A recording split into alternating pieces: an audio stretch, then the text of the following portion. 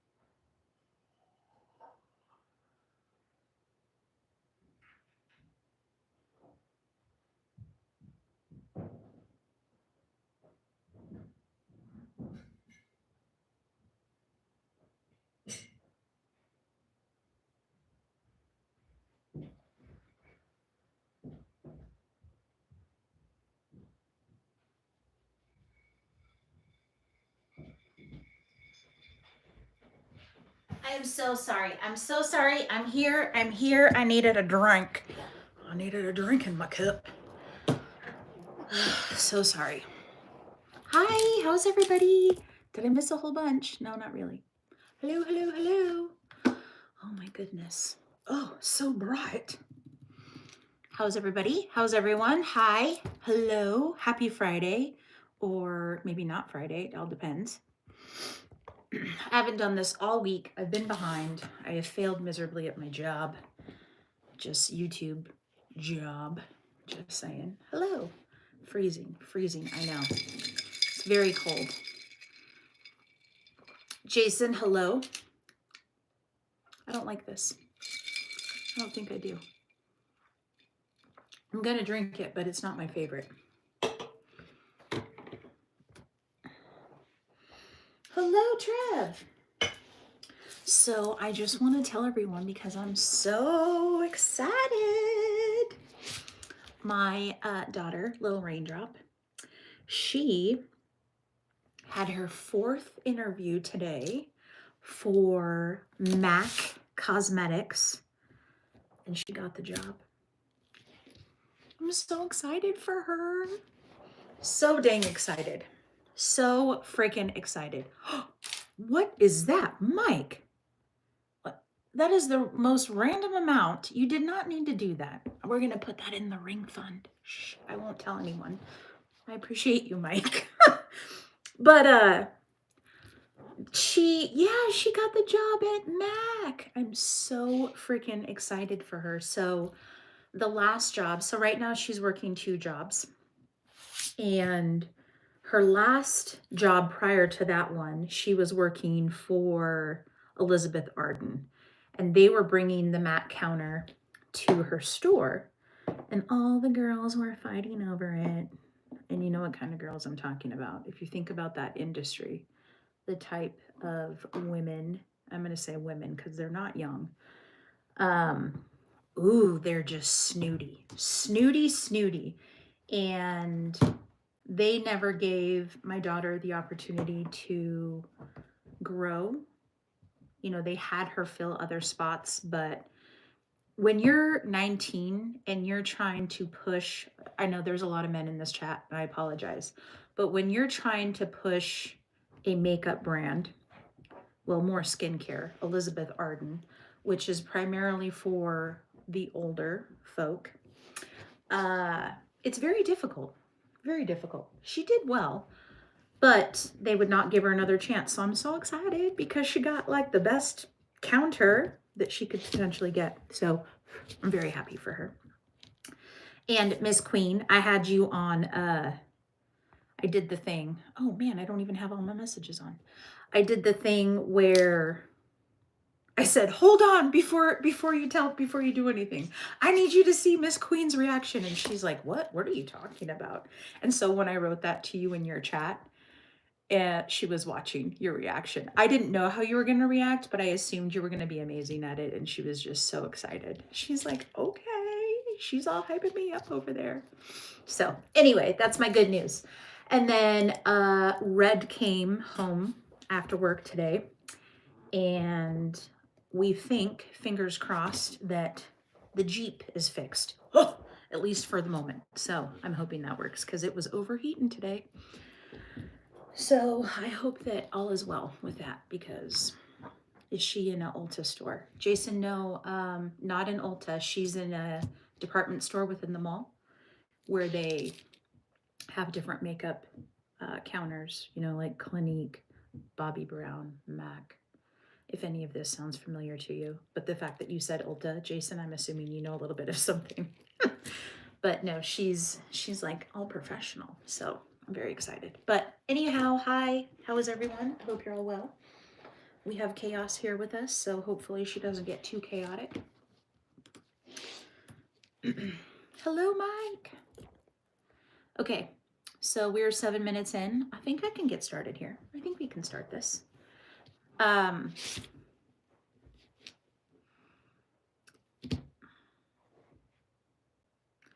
Okay, Clinique is awesome. I do like Clinique. I really, really do. I like their skincare. I like their perfume. No, that's not true. I have a few of their makeup products, nothing too extravagant. I like their mascara. Clown TV, welcome to this crime channel. Appreciate you. Okay, let's get this started. So, as you know, I have not done this for at least a week. So typically what happens here, if anyone's new, which I don't think anyone is, but in case, I talk about current event crime stories. Typically I'll find articles on the internet and I will read them out loud to you. And I do not read them beforehand. So it is a cold read, meaning we are experiencing it for the same time. So it could be graphic. It could trigger. We could have, we're most likely going to have unaliving. We'll have potential SA, potential child abuse, child neglect, children unaliving. So it's never my intention to specifically speak on those things, but sometimes, well, unfortunately, in this day and age, it's happening a lot more. So it's too bad. But we are going to start. So the first article I have pulled up is Man ambushed and killed ex-girlfriend with an axe after threatening to cut her head clean off. So, a 64-year-old man in Kansas will spend the remainder of his days behind bars for abducting and killing his ex-girlfriend, beating the victim to death and leaving her body to be eaten by dogs.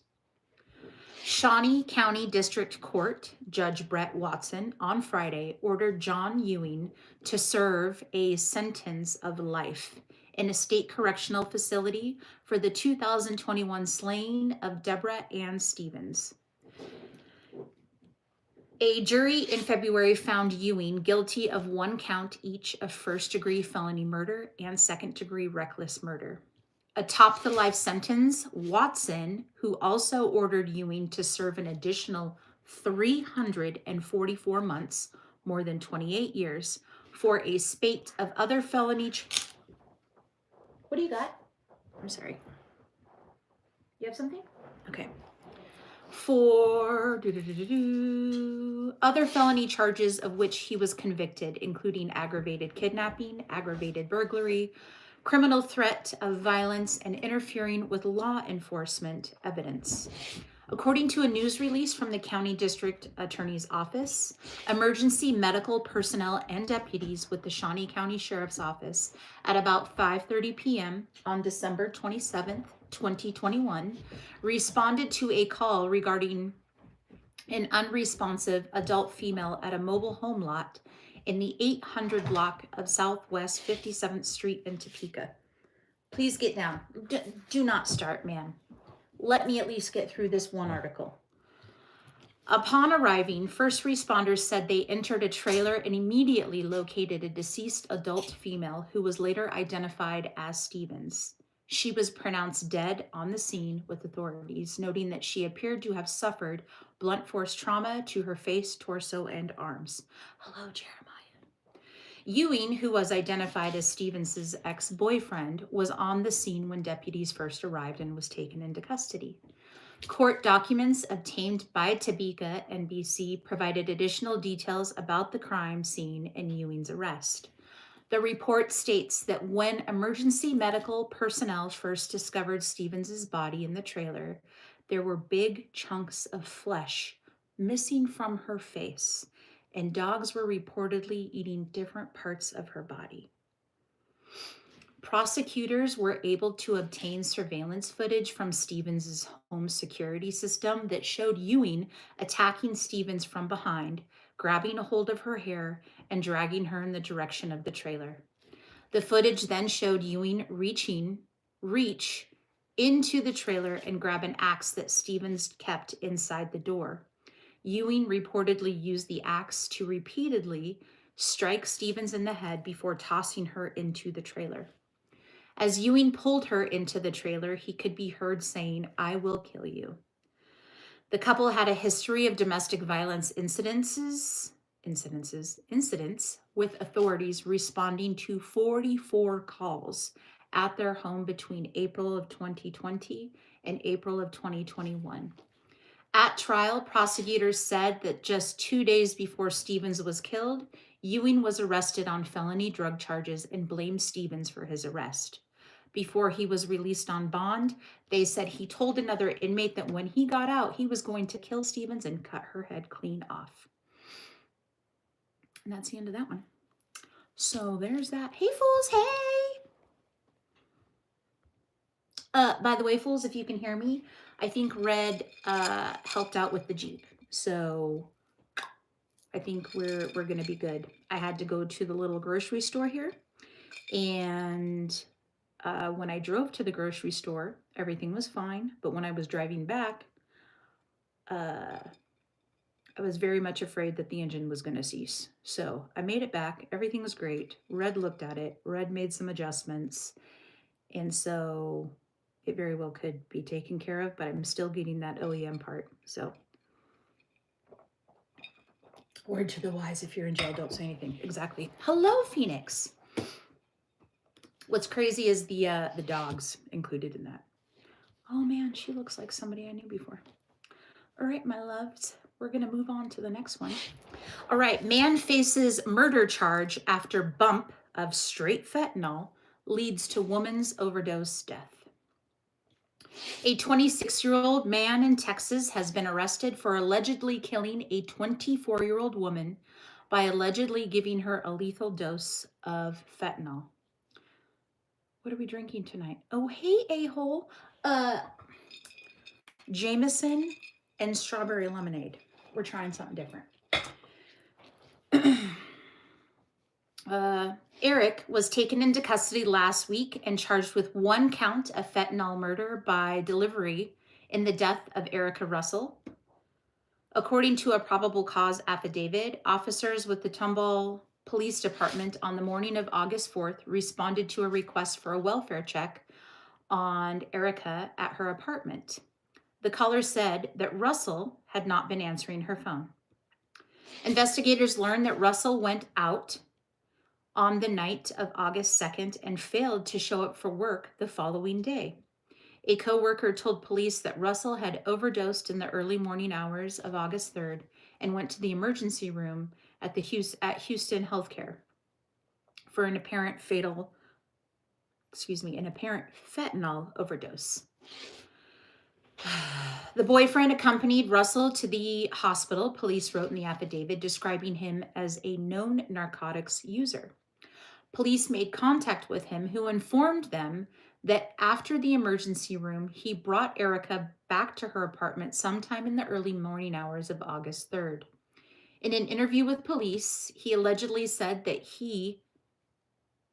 that after work, Erica, and another female coworker were driving to a bar, and he explained to Erica that he previously had an addiction problem involving oxy, according to the affidavit. He then did a bump of white powder narcotic and offered some to Erica, who was hesitant at first. He then stated Erica finally was just like, okay, whatever, let's do it. And so I pulled out a little bit and dropped it on her phone.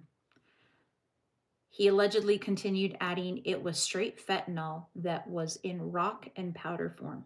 I didn't even know you could get straight fentanyl, but I don't know anything about that. So he then said he left the bar around 2 a.m. and went back to Erica's apartment, where they engaged in some adult naughty time. Afterward, he said he went back out to his car, where Erica suddenly just stopped talking and began nodding off until he realized she had become unresponsive. He then said he went into freak-out mode, performing CPR before driving her to the emergency room. Erica reportedly received treatment, including an IV. When Erica woke up a few hours later, she said, "I don't want to be here anymore," and asked the doctors if she could leave. The boyfriend stated that Erica was waiting for a while, and finally she just jumped out of the bed, pulled the IV out of her arm, and she told the boyfriend, "Let's go." Afterward, the boyfriend said he dropped Erica back off at her apartment and went straight home. He also allegedly confessed that he normally smokes fentanyl 2 or 3 times per day with his live-in girlfriend. Police said they found white rocks and powder in his car that they believed to be fentanyl. He was arrested on November 26th and was released from custody after posting a bond of $100,000. He is scheduled to appear in court again on March 4th. You know what's crazy about that is, I don't know, is fentanyl and heroin, do they hold the same type of legal consequences? I can't recall. I know if you provide someone with heroin and they overdose and die, like I believe here in the state of Idaho, it's an immediate life sentence for that, if I'm correct. But I'm asking you a question about my state like you're going to know. I don't know what the rule is for fentanyl. I think it might be the same. Everyone, and take a moment with my great hair. Becky with the great hair. Thank you, a-hole. I appreciate you. Yeah, so friends, don't do drugs. And if you do them responsibly and preferably not straight fentanyl. Just saying. Have one of those pen things, whatever they are. I'm kidding. I don't condone any of that. Please don't do that. If you're considering it, you're better than that. You don't need it. Have some Jameson instead. All right, next one is son of FBI agent charged with murder of 13-year-old boy months after fatal shooting. Police in Albuquerque, New Mexico have arrested a second suspect in connection to a fatal shooting, and the suspect is the son of a federal agent. Fentanyl can't be prescribed. Can be prescribed. Heroin can't. True, Wayne. True. But when it's prescribed to you, I've never had it prescribed to me. In fact, I've never used or taken that. Is it in its purest form? Drugs from the earth only. I'm just wondering. Or do they have like those slow release thingies? I don't know. I don't know how it works. You don't have to answer that. I'm just questioning the world.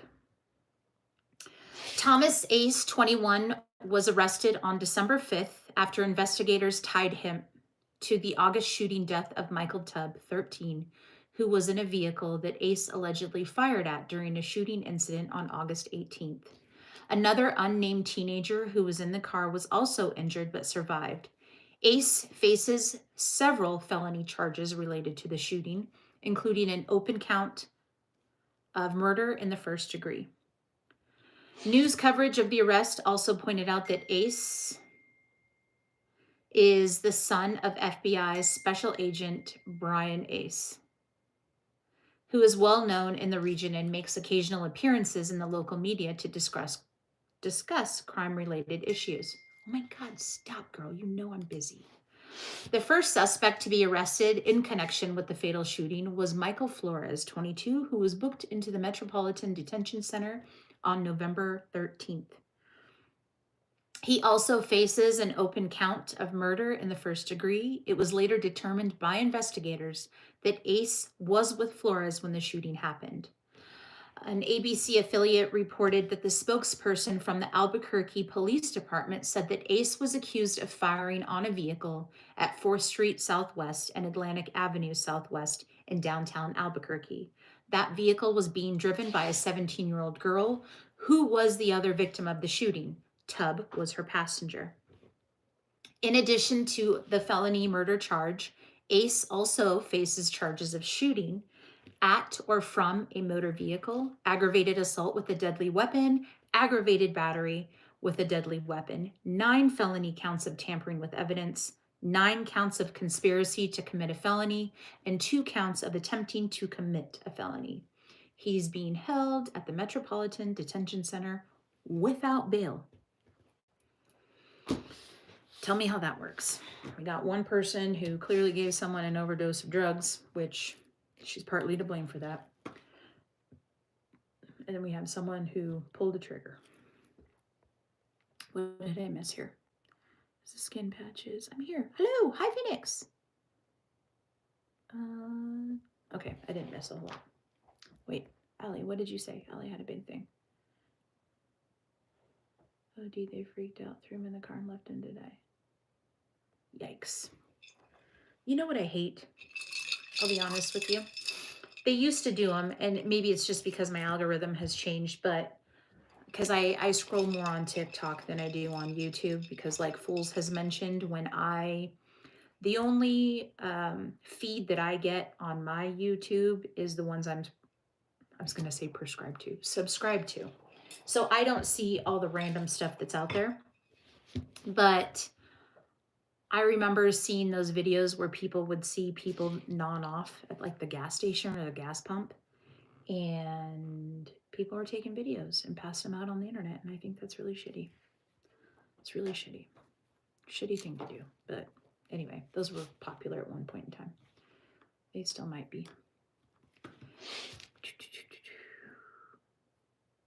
They gave me a patch for migraine. Okay.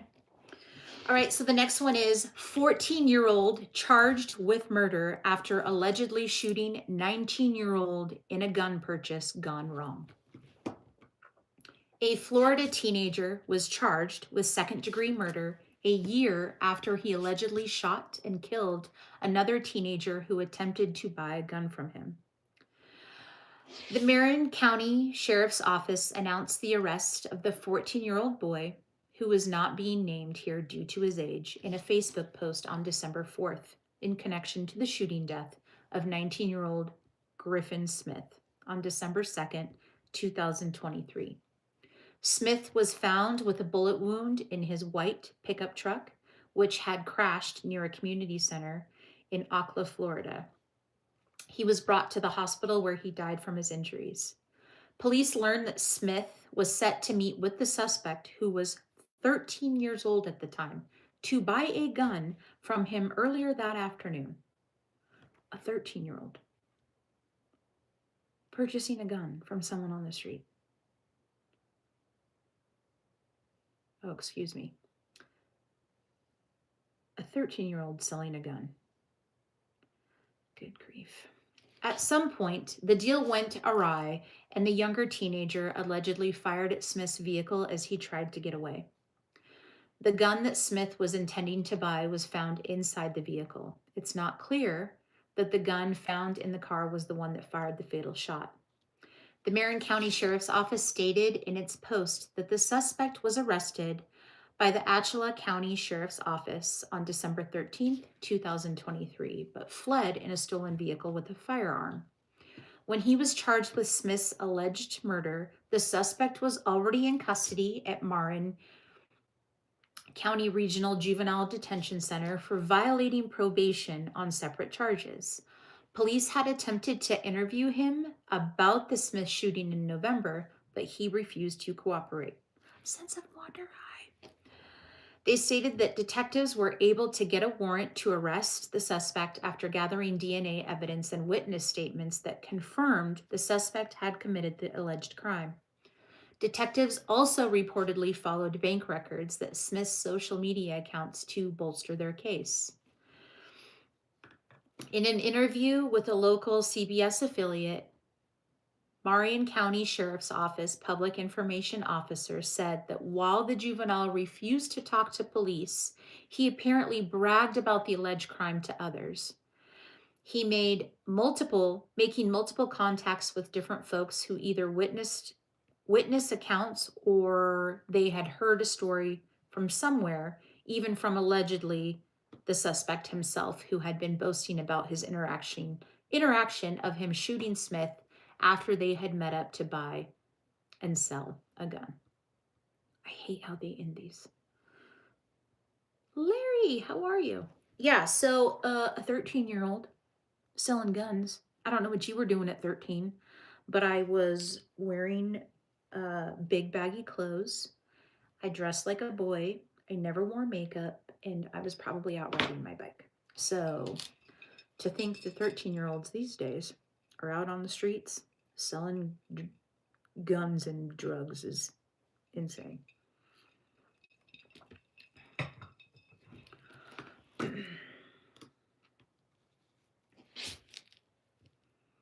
I was buying guns. Mike, of course you were. Of course you were. I was good at 13. I was good at 13 too. I was not a troublemaker. I've never been a troublemaker. And if anyone thinks I'm a troublemaker, you're just mad at me for other purposes. But 13 selling guns is really sad. It is very sad. I was good.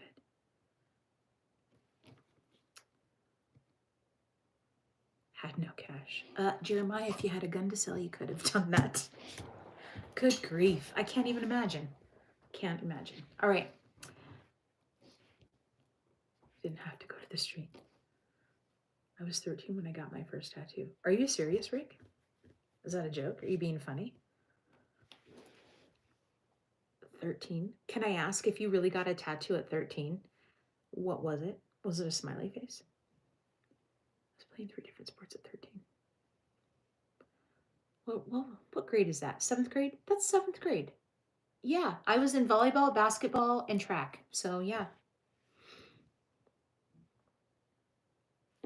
Where's Subi? Oh, Subi, hello. I was good. I was good at 13 too. Mike, that's awesome. Rick got one like fools, 1 dot from a pencil. That's amazing. That was a long time ago.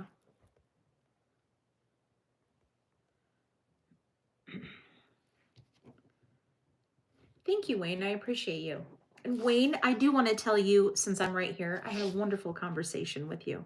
I very much appreciated that. So just as a friendly reminder, I got busy today and I meant to send you a message, but we're right here right now. So thank you. I appreciate it. Siri's got my first tattoo. It's a cross with my brother's name. Okay. That's a good tattoo. When will I marry you? Probably never. You couldn't afford me. OMG. Okay, let me move on to the next one, guys. I'm never talking to you again. Man murdered teen girl because she no longer wanted to be in a relationship with him. Why, dear? Because I don't know you and I'm in a relationship and it's not going to happen. I appreciate the thought though. Yes, thank you, Wayne. A Texas judge is sent. Let's start over. Take it easy. A Texas judge sentenced a 29-year-old man to 75 years in prison for murdering, a 16-year-old girl who told him off in a series of Facebook messages just minutes earlier, prosecutors say. Urban Vargas, 29, was convicted of murder for killing 16-year-old Lourdes Sandoval, who was known to friends as Betty, on September 12, 2018 in Houston. Prosecutors with the Harris County District Attorney's Office say Vargas, who was 22 at the time, and Betty had been in a relationship for about a year. Okay, 22 and 16. I'm just trying to understand what you would have in common with a 16-year-old at 22. But Betty wanted to end the relationship after Vargas allegedly put a gun to her head. Around 10 on the night in question, Vargas and the girl had a conversation on Facebook, a criminal complaint said. The text is as follows. This is the guy, Vargas. I thought you were going to be with me earlier. Betty, LOL, when? When were you, when you were about to shoot me? Vargas, yes. When I had the gun to your head, that's why I put it down, because I thought you meant it. Next time you point a gun at me, make sure you kill me, because I'm never talking to you again. Vargas, damn, bro. A few minutes later, Vargas apparently sent the girl a picture with him holding a gun to his head with the caption, life ain't worth living without you. Oh, drama. Betty sent the messages and picture to a friend and said she was scared. She then walked outside to meet a friend. Vargas emerged from the shadows, grabbed the girl by the shoulder, and shot her in the face, according to prosecutors. Vargas ran away, but Houston police officers later arrested him. A judge convicted him last month of after a 5-day bench trial. He will not be eligible for parole until he serves 30 years. He was a 22-year-old predator who was close to a teenage girl.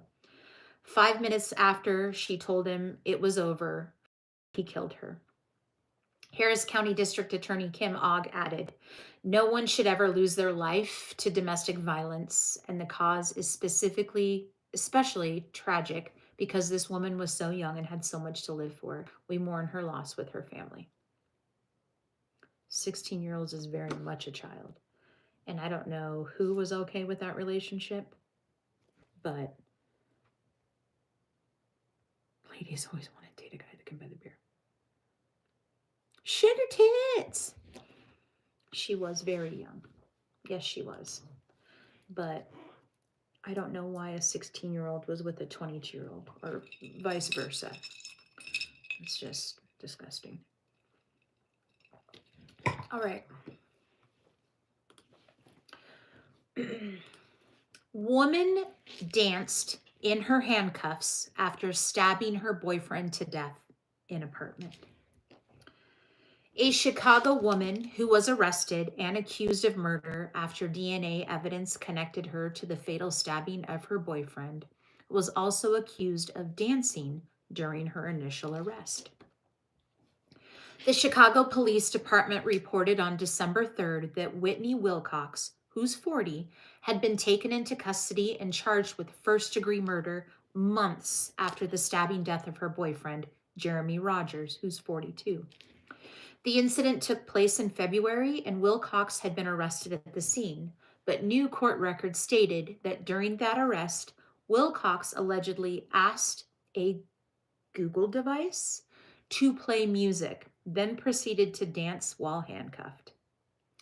The Chicago Sun-Times wrote that according to court records from the Cook County State's office, police responded to a 911 call made by Wilcox at 2:20 a.m. on February 26th. She reported that her boyfriend had been stabbed, but she did not know who did it. When police arrived at the home being shared by the couple, Wilcox was reportedly distressed but otherwise clean and free from blood, while Rogers was in the bathroom bleeding from a wound to his abdomen and allegedly blaming Wilcox for the stabbing. He also told paramedics and hospital staff that it was Wilcox who stabbed him. Wilcox also eventually admitted to stabbing Rogers, but claimed it was in self-defense while the two were fighting. She was arrested at the scene and put in handcuffs. Thank you, Larry. I put some Christmas lights. I needed a little festivity. I need it in every room that I'm in. And when I put them up, I thought about Jason. Jason, if you're still in here, because Jason, when he goes on live, he's got his little Christmas lights in the back. While she waited for police to take her in for questioning, the court record stated that she ordered her Google device to play several songs and danced while handcuffed in the living room. She was eventually released and not charged with any crime. Rogers succumbed to his wounds at the hospital the following day. His death was ruled a homicide. Months after Rogers' death, DNA evidence on a bloody knife that police found by the kitchen sink at the scene of the alleged crime revealed that Wilcox's genetic material was found on the handle and Rogers' blood was on the blade. The results of that testing prompted Chicago police to arrest Wilcox again on December 2nd and charge her with first-degree murder. She's being held without bond pending trial. Automatic pancake makers. What are you guys talking about? You guys talking about cakes? Cakes and pancakes? Might be pancakes today with white chocolate chips. Ooh, I don't like pancakes. I'm not a pancake fan. French toast all the way. And hash browns. Always hash browns. Longbeard. I know you just didn't to Miss Princess. Don't be weird to Princess Longbeard. Don't do that here. Not with Princess. Longbeard? Apologize. I'm sorry. No, you're not. No, you're not.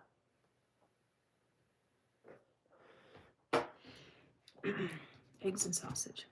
Waffles, Miss Rainey. Waffles are okay. I'm a big French toast fan. McDonald's hash browns. Yes. Carolyn, we've discussed this. Taco Bell has also hash browns.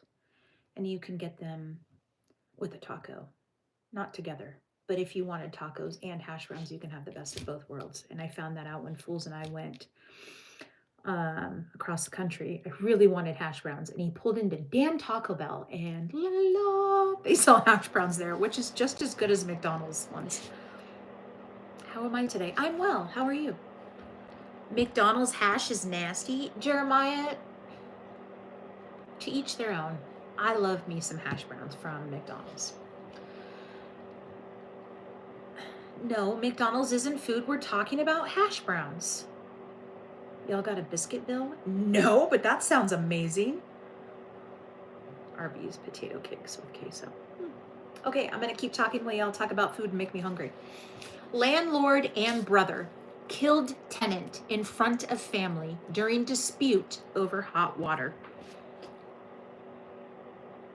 A 43-year-old landlord in New York and his 39-year-old half-brother have been arrested and charged with killing one of the former tenants, allegedly beating the man to death with a baseball bat during a dispute about the tenant's lack of hot water. The landlord, Omar Lamoni, and his half-brother, Edwin Nina, were taken into custody over the weekend and charged with 1 count each of second-degree assault and the brutal death of 30-year-old Christopher Samaro. Lamoni, who was charged with 1 count of endangering the welfare of a child, while Nina is facing an additional count of criminal possession of a weapon. Officers with the NYPD at about 6:10 p.m. on Saturday responded to a 911 call about an assault in progress at the 1000 block of Throgs Neck Expressway. Upon arriving at the scene, first responders said they found an adult male, later identified as Samaro, suffering from severe bodily trauma. Emergency medical personnel transported the victim to nearby Jacobi Medical Center for treatment. He succumbed to his injuries and was pronounced dead shortly after arriving at the facility. According to a copy of the criminal complaint obtained by the New York Daily News, Nina initiated the physical altercation by striking Samuro with a closed fist while the victim was holding his 6-month-old daughter. The punch reportedly resulted in the child almost being struck by the defendant's closed fist. Samaro was reportedly able to give the baby to his fiancée, Brittany, as Lamoni allegedly joins his half-brother in on the attack on Samaro. Additionally, authorities wrote that at some point during the altercation, Nina used a metal baseball bat to repeatedly strike Samaro's body. Prosecutors said the assault charges may be upgraded following the results of the autopsy. As a result of their conduct, one of the victims sustained serious physical injuries and was declared deceased at a Bronx hospital. The autopsy results are pending, and the people pending those results may choose to evaluate these charges to higher level felony charges, including homicidal charges. However, Gary, a defense attorney for Lamoni and Nina, told the newspaper that Samaro and his fiancée were the aggressors in the dispute, further claiming that neither of his clients struck him with any kind of weapon. The video will clearly show that these two individuals did not strike this individual about his body with any type of weapons. The video will show that Mr. Lamoni was attacked by the deceased and his wife, and that Mr. Nina left the location and the attack continued on Mr. Lamoni. Lamoni and Nina appeared in court on Monday, where surveillance footage of the incident was played. The Daily News described the footage. When the video was played in court, it showed Nina reach in the back of his truck, pull out a baseball bat, run up the stairs of the building, and he swung at Samaro.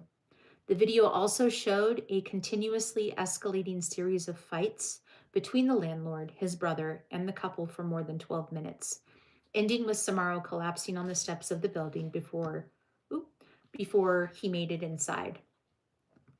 The attorney also reportedly told the court that the victim and his fiancée had been harassing his clients, specifically taunting the duo about a third brother who was reportedly murdered while in prison.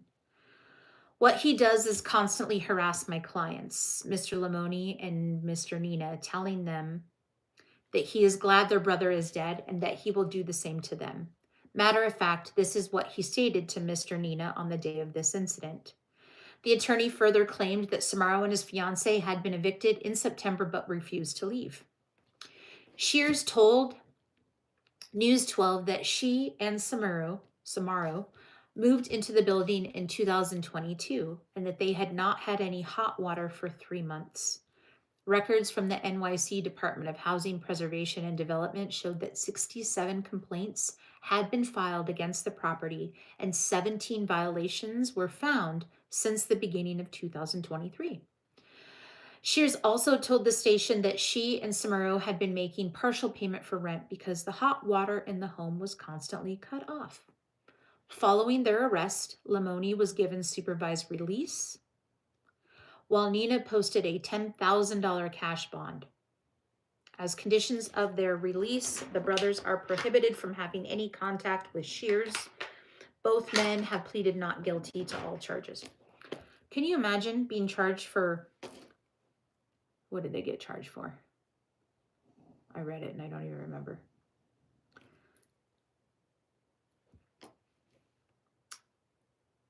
Second-degree assault. Okay, that's why. A $10,000 bond, and a man died. It's wild. Is Tori here? Hello, Tori, wherever you are. Hello. Tori, I missed your live today, and I apologize for that. I had a friend come over. I had a Jeep issue. It was overheating because I didn't get it fixed, but I think it's fixed now, so I apologize. And I hope it was a beautiful sunset like the past 2 days. Miss Chester's live last night. Totally fine, but trying to make my rounds. Oh, are we tagging Longbeard? Are we trying to get subs for Longbeard? What are we doing? Oh, you're just talking to him. Beer Gut's here. Hello, Beer Gut. I don't know where you are. Okay, there you are. I see you. Wait, Rainy, talk shit to me. What? Fix your cards. What cards? Oh, Longbeard. Let me tell you what happened. Okay. So I bought the thermostat for the Jeep. I have video proof because I was going to post the video on my video thingy on YouTube. I did replace the thermostat, but here's what happened. So the old thermostat, from what the engine light is saying, Longbeard, I'm going to tell you the story, said that it could be potentially sticking and the coolant's not running through, or it's too much coolant is running through. Fine. I replaced the thermostat, turned on the Jeep, filled up the coolant, obviously not in that order of operation. And then all of a sudden, the heater started blowing cold. So I'm like, what the hell? What is going on? So then everyone's asking me, did you install it upside down? No, I didn't. I might be dumb at some things, but not that. Anyhow, the coolant temp was like 225. It was not going down. It was not, my heater wasn't working. And I was like, you know what? Here's what we're going to do. I think I got a faulty part. So I'm going to order an OEM part. So I had to order a freaking thermostat from Mopar because nobody carries them. And it's 3 times the amount as a regular thermostat, which is fine. So I have that on the way. So in the meantime, I put the old thermostat back on because it wasn't overheating and my heater worked. So I put that back on. I decided to drive up the road today because Fool said, drive up the road, check the coolant levels. So I went up the road, purchased more coolant. As I was driving back, the temperature gauge is rising. My coolant temp was at 240. 240. Thank goodness it's not very far. I turned on the cold air, got the level back down. I kind of know what I'm doing, I think. Anyway, so I got here. Red got home. He took a look at it. He replaced an O-ring from the new thermostat to the old thermostat. We drove it up the road. Right now it's fine. So I got mechanics. So that is your explanation, Longbeard. I did do the job about 4 times on the same damn thing. I learned a lot. Just saying. Buy OEM parts if you need to. I had to ask about the meat order 2 minutes ago. Oh, Jeremiah, she didn't. Got to burp the coolant. Yes, Subi Red did take care of that. He was very, very, very helpful. So it's... Longbeard, I don't know if it's entirely fixed because it's still got the old thermostat on there. I will still change out that thermostat with the new part, the actual Mopar part, but did more on Longbeard than his vehicle. But yeah, so right now it's not overheating, heater work. So we don't want that engine to seize. So anyway, that's my story. I did some mechanics. I did make videos and I didn't post them because I was pissed off that it didn't work. So, okay, guys. Grandma killed in murder for hire plot carried out by own grandson who took his own life during the police investigation. Okay. Tori, just remember you're amazing and important and we all love you and we all have your back. And if you need anything, please reach out. And hopefully we will assist you in getting this situation taken care of. So I'm really sorry that you have to deal with any of that. And just remember, it's not you, it's them. So, but otherwise, I will be excited to see that parade tomorrow. I might miss a little bit of it since I'll be at work, but I do want to see it. All right.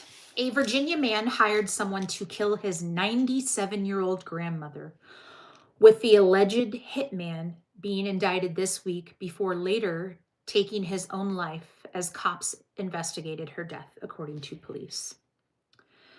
James Hopper, 53, of Fincastle, allegedly conspired with the alleged hitman Steve Fowler, who was 30, of Salem, to murder his grandmother, Catherine Graff, in April, according to the county sheriff's office.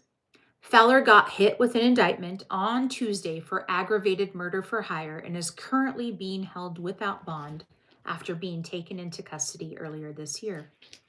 According to his obituary, Hopper passed away on May 2nd, with cops saying he committed suicide. During the course of the investigation, the suspect orchestrated, no, I don't know what I'm saying. During the course of the investigation, the suspected orchestrator, James W. Hopper, took his own life. The sheriff's office reported in a December 3rd press release. Graff was found on April 25th at a residence. Her death was ruled a homicide by the medical examiner, and authorities launched an investigation. As it unfolded, detectives worked to uncover evidence pointing to a family member as the mastermind behind her murder-for-hire scheme, targeting Graff. Police said Tuesday that Fowler was hired to carry out the murder by Hopper and allegedly did so on April 25th. It is unclear how Graff died. Thanks to our detectives' diligent work, we identified the people responsible for this cowardly and evil act.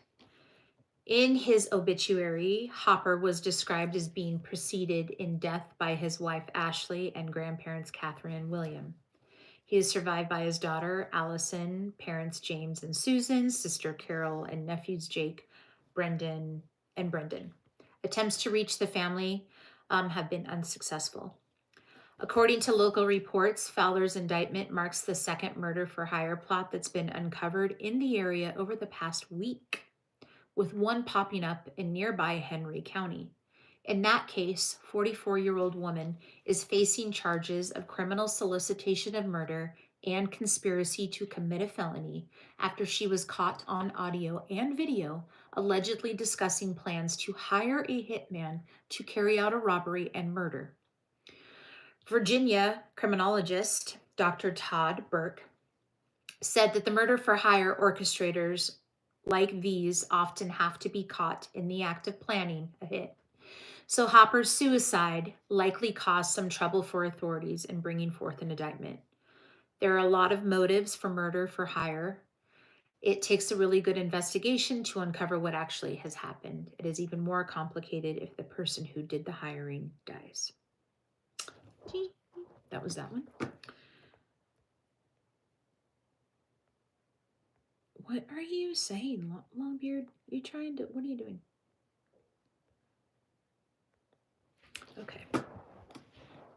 We've got a few more left, guys, and then we're almost to an hour. Red said he might go live later tonight. Might get him to go in the shop. We can sing a couple songs. I don't know. We'll see. I don't know if he wants to do it on his channel or mine. We'll figure it out, but he mentioned it. I don't know if he will for sure, though. All right. They walked up and seen the body. Felon with 187 tattooed on the back of his head murders handyman because he was making too much noise. I already apologized. I'm Mexican tonight. I know you did say that in Miss Queen's Life. A Utah mother, her kids, and her friends stumbled upon a horrifying scene when they found the body of a handyman who had been fixing up a home. Body camera footage showed. Good times. I know we haven't done singing in a minute. In fact, I was practicing singing earlier today. We got a microphone stand. Woo! Fool should be so happy about that.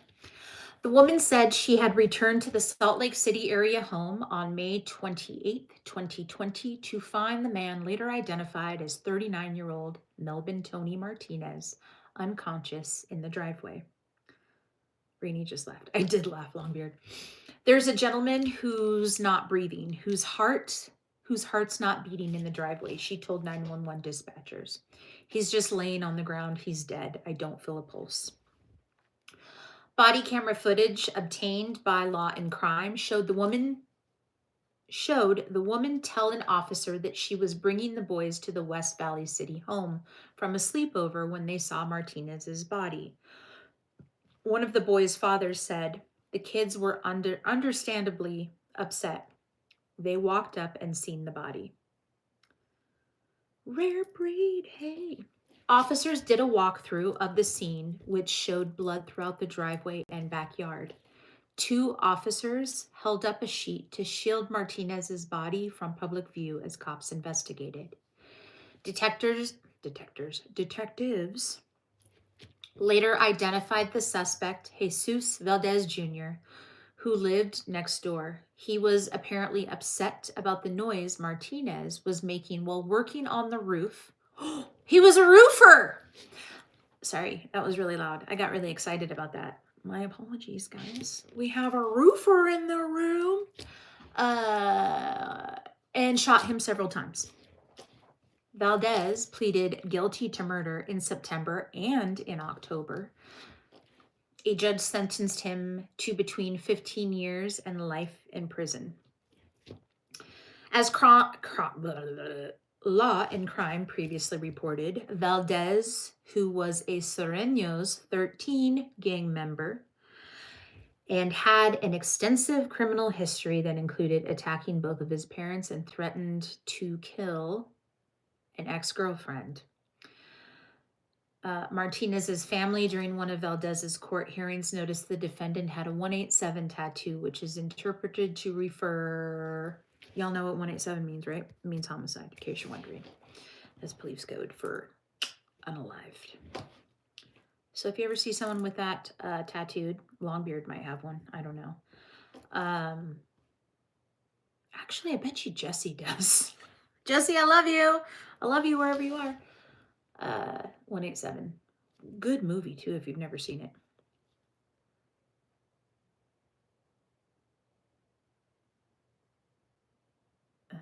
All right, anyway. If you don't know, you know. Now you know. Yes, if you didn't know, 187. 187 is my favorite movie. It really is.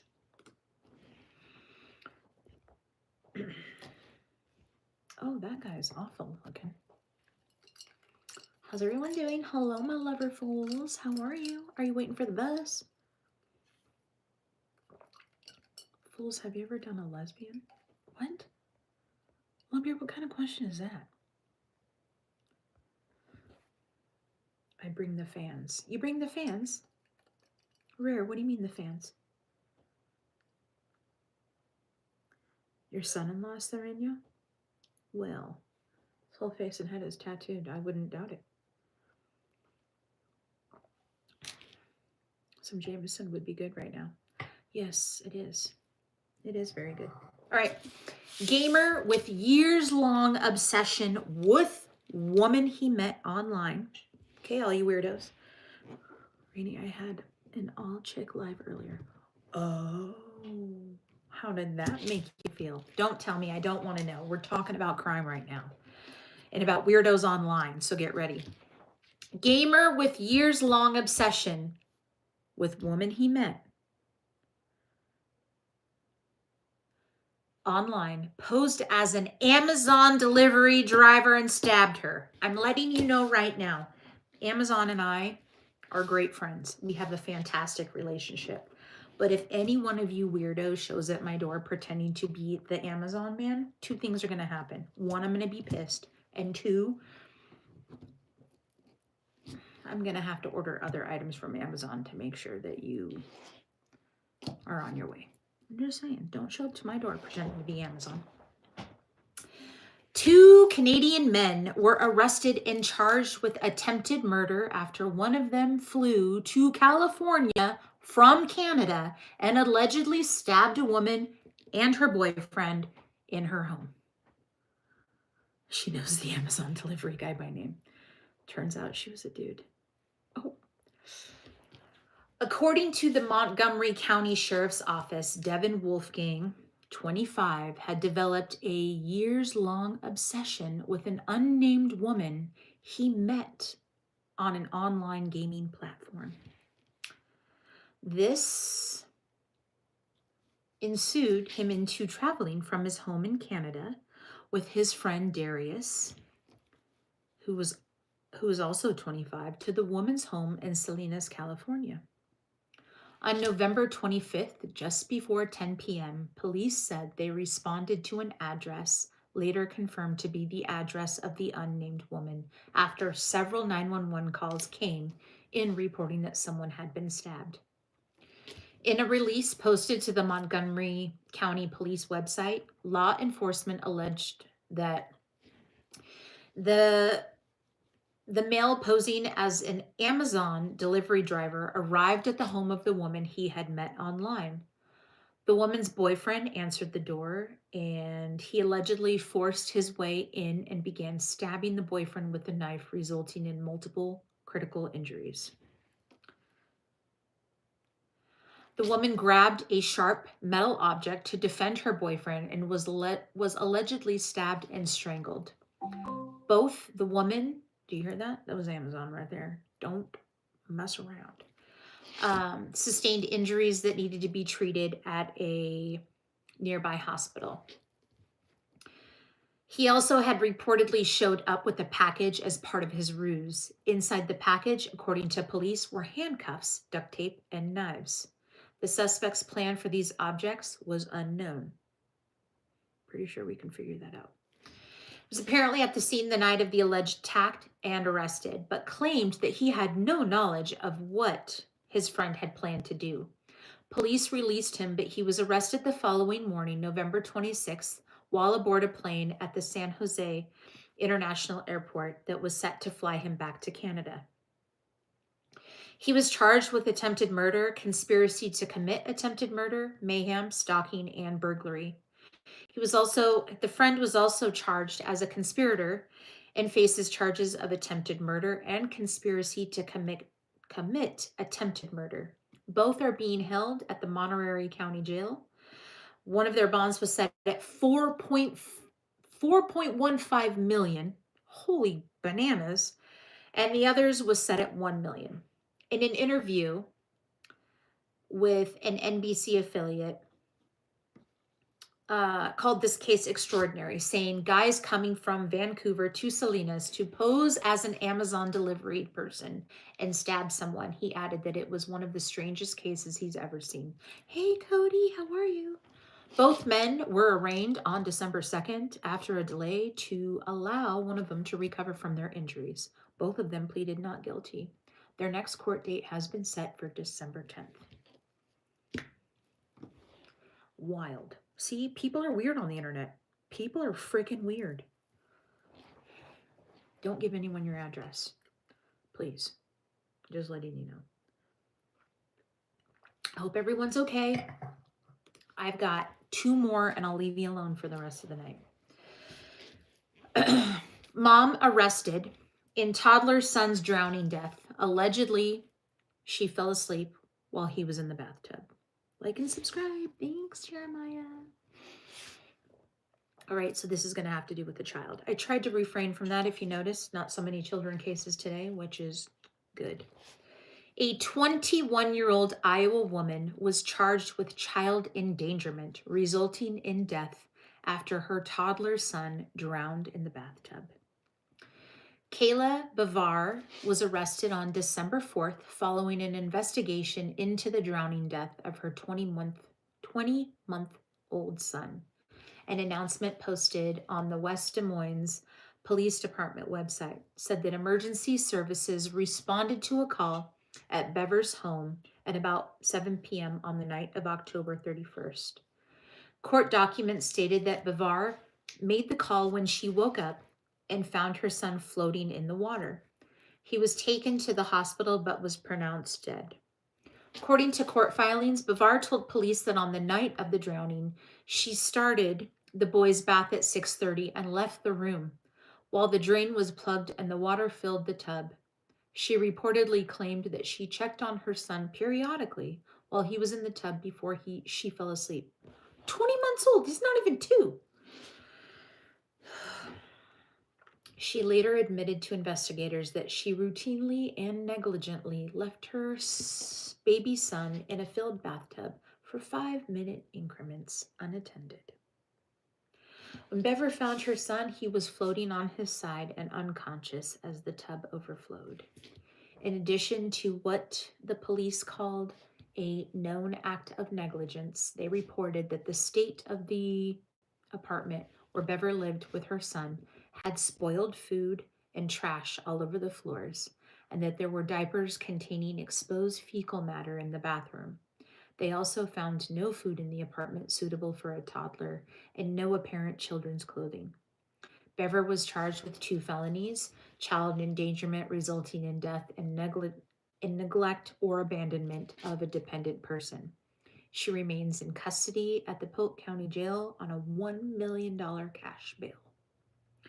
$1 million cash. Poor baby. Yeah. 20 months old. You all realize 20 months, right? It's not even a 2-year-old. What? Why would you leave you don't leave any child under that by themselves in the bathtub. She's probably a drug addict. This is just me making an assumption. I was in a burn unit with a baby who was burned in the bathtub. Oh, wait, that's awful. Florida woman strikes again. Yes. Okay, moving on. We're going to the next one. This is the last one of the night, guys. I love you that much. It'll be the last one, so you don't have to deal with any of this anymore. Vet shot husband multiple times in the back as he was laying on the floor after he filed for legal separation. Hi, Henry. Oh, Rick, I'm sorry. I'm sure other people want to do lives. It's a Friday night. A veterinarian in South Carolina has been arrested for allegedly killing her husband inside their home over the weekend, fatally shooting him in the back multiple times amid increasingly dire marital straits.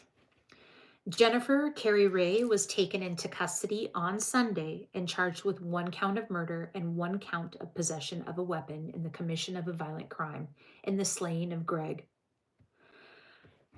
According to a report from Augusta, Georgia,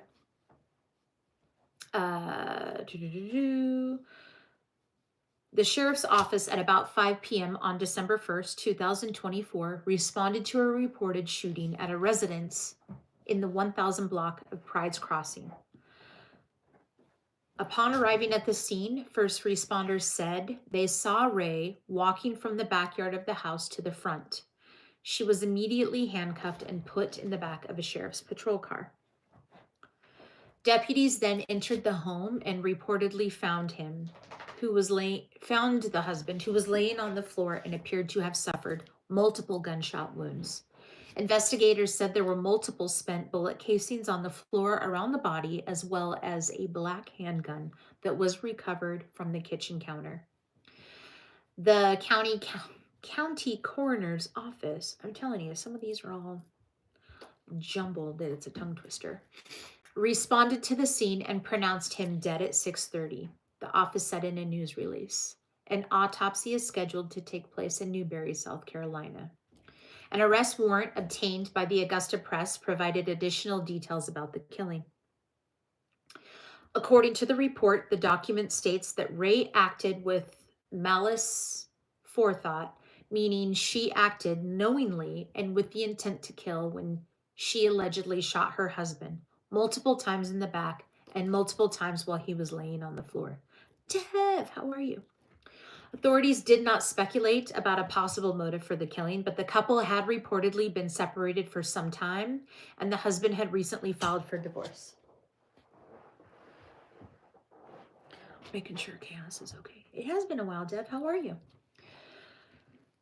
Civil court documents obtained reportedly showed that the couple initially separated on August 29th, 2024, and had remained apart, with the husband filing for a legal separation on October 25th.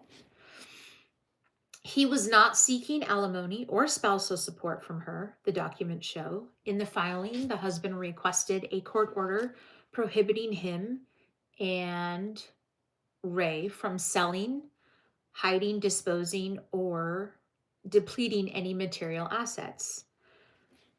The husband also reportedly requested a no adverse contact order from the court. The documents were served to Ray on November 9th, 2024.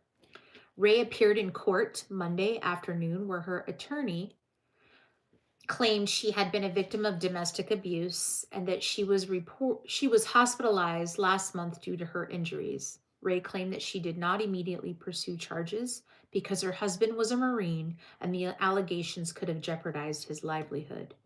But then you shot him in the back. How does that work? The couple, they were co-owners of the Hitchcock Animal Hospital, and the hospital released the following statement. Today we'll be closing early to allow our team to regroup and discuss the best ways to move forward as together as a hospital and community. Our commitment to providing compassionate care for pets and their families remains unwavering, and we plan to resume regular operations. We still have 2 full-time doctors on our staff that intend to continue seeking patients during our business hours. Thank you for your patience. Da, da, da, da. Okay. Ray, who was prohibited from contacting any members of her ex-husband or her soon-to-be ex-husband's family, is currently being held without bond and is scheduled to appear in court again on March 14th. That is it, my lovelies. I can't believe chaos has been so good. Anyway, that's your crime for Friday. I could probably do another one. Not now, not right now. I'm here but cooking steak fajitas. Ooh, nice. So what is everyone doing for the evening? Is anyone doing anything fun? I am not because I have to work tomorrow. Okay, see ya. See ya, bye. Okay, I love you too. I was just going to have a chat with you just for a moment before I hung up the phone, but that's fine. I love you, goodbye. Going to work. Me too. I'm going to do that in the morning. Thank you so much. Thank you so much, Wayne. I appreciate you. Jeremiah. Oh, yeah, I'll leave, but at least I thought I haven't really been watching the chat. You're starting a new job, Caleb. Congratulations. I hope it works out for you. Hello, Jaden. Yes, definitely be careful. I'll miss your face oh so much. At least you get to see my face. Doing nothing, but I'm washing dishes. My heart is flooded. I haven't had it. Oh, Rick, that's awful. Thank you. I appreciate you, Carolyn. Oh, Chester, you don't have to do that. I appreciate you greatly. Thank you, thank you. Time is it? Henry, I'm curious. I'm assuming you're asking me what time it is. And here it is about 7:30 at night. Carolyn, I'm getting better at reading. All to your lessons that you purchased. So thank you. Yes, Chester, I appreciate you. I'm not doing anything this weekend like normal. No. Yes, ma'am. You want to say hi to the people? Come here. She's a big old dog. Don't touch my rock, lady. Okay. No, no lick in the face. No, no, I don't want loves like that. Thank you, Subi. That was too close. It was almost, but it didn't happen. Gross. Here, sit like this. There you go. Okay. Baby dog. Yeah, she's not so baby-like anymore. Ma'am. Ma'am. No, just pretend like you're at the desk. We do one of the things. She wants kisses. Yeah, no.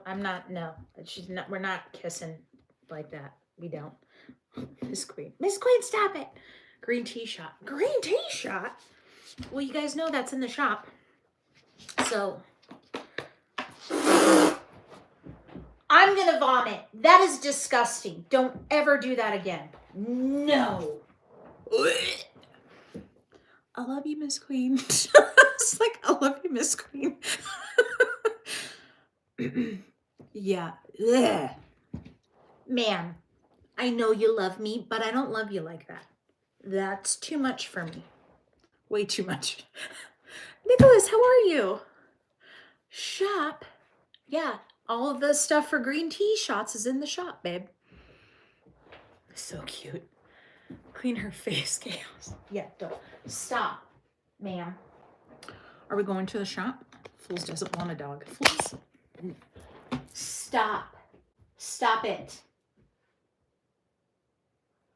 Ooh, she's ornery. Better start walking. Better start walking where? Why? Why are you freaking out? Shop, get red. Okay, you guys, hold on. Give me a minute. Would you like me up close and personal? Look at my eye. Hello. This drink is not strong enough. I'm just going to tell you right now. Hold on. Okay. So dark. Oh, do you want to see what I did? Hold on. You want to see my little Christmas display? Oh, look at my little camper with a little truck. Isn't that so cute? Okay, thank you. Shot for shots. I need to pluck them nose hairs. Thank you, Jeremiah. Hold on.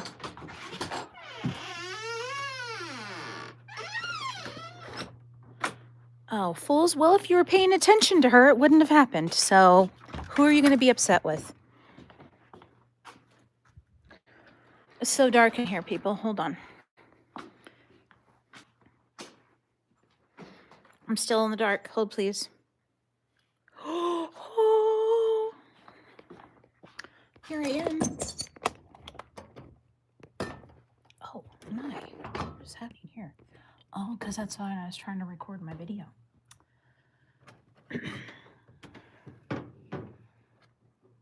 I'm home. What do you mean you're home? Are you here?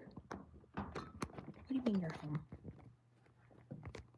Let there be light. Hold on, I gotta plug this. Oh, I'm at 100%. That's bad. Dang it. Oh, fools! I gotta show you.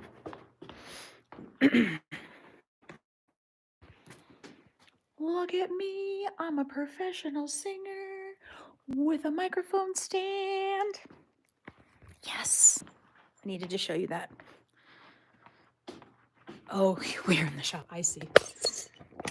This is where it all started. Yes.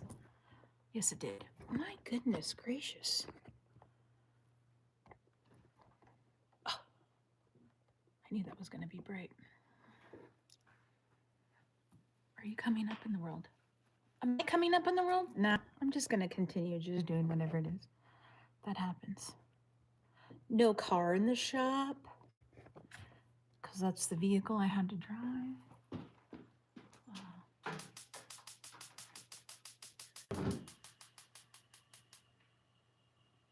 Hold on.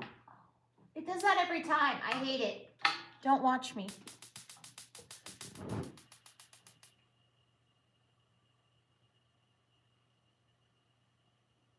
Yes, okay.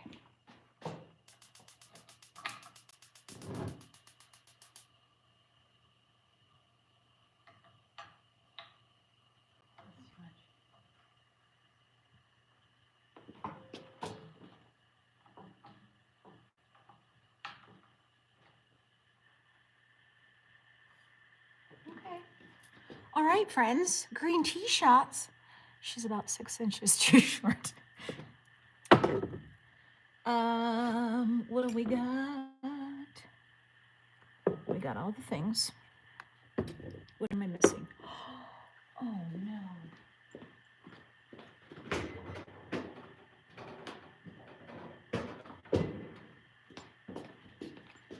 Can someone do me a favor? Does someone want a message read? I know he's right there, but I feel weird knocking on his door. It's just not who I am as a person. So, like, can someone message read? I'll just yell at him. I do have to go get the mixer, so I shall return. I'll just tell him myself. It's fine.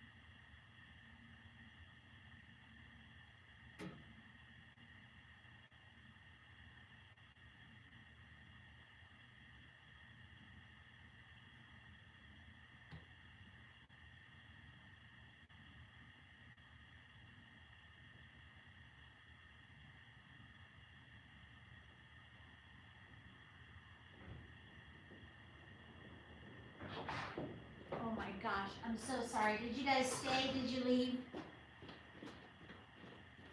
Are you there? I am so sorry. I had to take the dog out.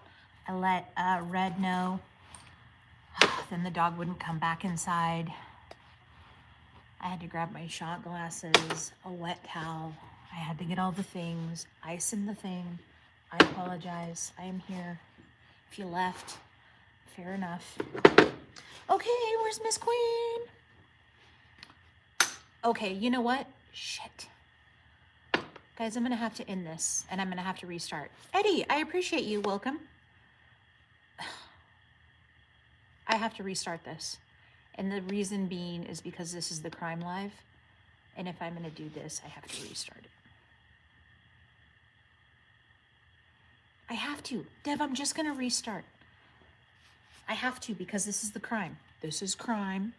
We're two different things. We have to have a professional side and a not so professional side. And I have a feeling this is the non-professional side in this place. Okay, I love you. I'll be back in just a moment. Okay? I love you. I'll see you in a